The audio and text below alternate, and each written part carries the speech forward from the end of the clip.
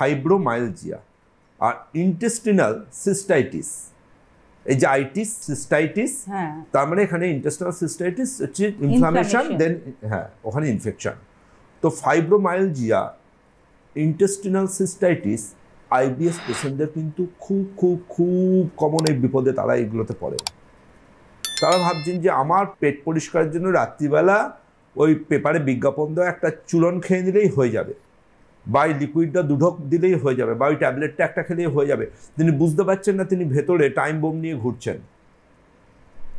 একটা কনস্টিপেশনকে সঠিকভাবে ট্রিটমেন্টের জন্য ডাক্তারবাবুদের কাছে পরামর্শ নিয়ে সঠিক সেটার কারণ খুঁজে বার করতে হবে, যে কেন আর 10 জনের এই সমস্যাটা নেই আমার আছে, কেন আমার কনস্টিপেশন আমি সাফার করছি, সেটা সঠিকভাবে ট্রিটমেন্ট করে সেটাকে কনস্টিপেশনকে জীবন থেকে কাঁচি দিয়ে কেটে বাদ দিতে হবে।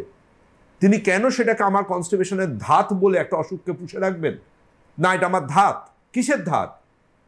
21st সেঞ্চুরিতে আয়ুর্বেদ মেডিকেল সায়েন্স এই জায়গায় পৌঁছে গেছে, সেখানে আপনি যদি এখনো মনে করেন যে কনস্টিপেশনটা আমার ধাত, পেট পরিষ্কারের জোলাপ খেলেই আমার ঠিক হয়ে যাবে, আপনাকে বুঝতে হবে যে আপনি যে অসুখটা পুষে রাখছেন, আজকে আপনি জোলাপ খাচ্ছেন, পেট পরিষ্কার হচ্ছে, কাল জোলাপ না খেলেই আবার যেই কে সেই, আপনি বুঝতে পারছেন না যে আপনি আপনার কতগুলো অসুখকে আপনার পেটের মধ্যে নিয়ে ঘুরে বেড়াচ্ছেন।